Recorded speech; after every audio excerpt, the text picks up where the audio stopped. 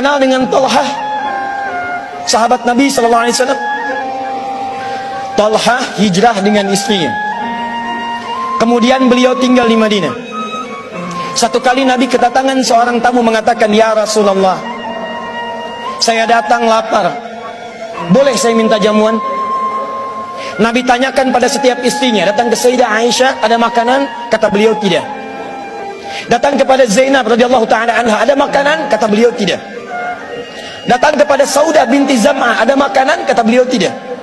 Perhatikan, seorang Nabi saja itu belum tentu mendapati makanan di rumahnya. Saya pernah mendengar riwayat seperti ini. Satu kali saat Nabi itu di pagi hari bersiap untuk sarapan, ternyata di rumahnya Sayyidah Aisyah nggak punya makanan. Anda bayangkan, Nabi di rumah nggak ada makanan. Sayyidah Aisyah kemudian menangis pada saat itu, mengatakan pada dirinya, "Ya Allah, saya zalim ya Allah pada Nabi. Hari ini beliau tidak puasa, tapi saya nggak punya makanan untuk dimasak." Anda tahu apa yang Nabi lakukan? Beliau datangi istrinya, beliau berikan senyuman terbaik, lalu beliau bisikan ke telinganya, "Sayang, tahukah kamu hari ini aku puasa?"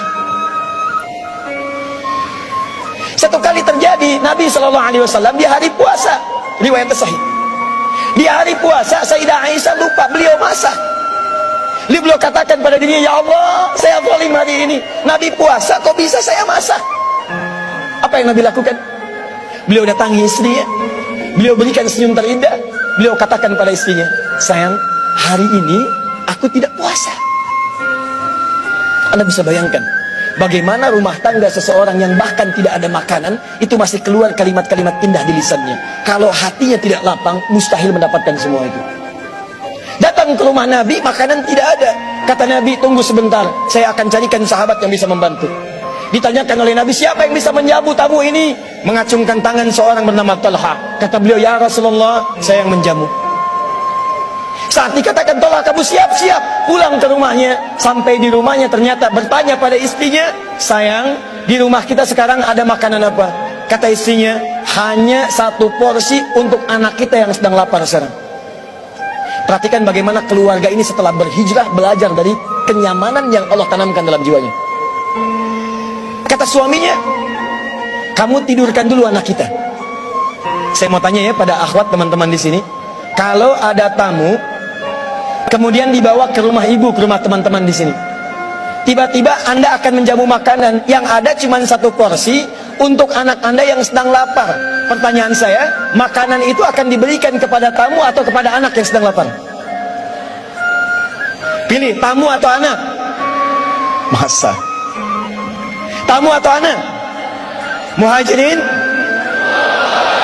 Perhatikan baik-baik. Istrinya berkata tanpa dugaan, "Aku akan tidurkan lebih cepat dari waktu sebelum ini." Anaknya kemudian ditidurkan oleh ibunya. Kemudian suaminya mengambil penyiapan makanan, dibawa ke ruang makan, dijamu tamunya. Kata Talha, "Silakan engkau makan." Kata tamunya, "Saya tidak akan makan sebelum Anda makan dengan saya." Kata Talha, "Saya merasa malu kalau meninggalkan istri saya sendirian. Saya akan temani istri saya untuk makan di tempat yang lain." Jadi tamu itu kemudian makan, Talha kemudian pindah ke satu tempat, terlihat bayangan dari tempat tamu itu. Suami istri ini terlihat sedang makan, nampak seperti makan. Yang satu makan dengan lahapnya, sementara yang satu ternyata sedang pura-pura makan. Hanya membunyikan tempat makanan, padahal tidak ada makanan yang beliau makan.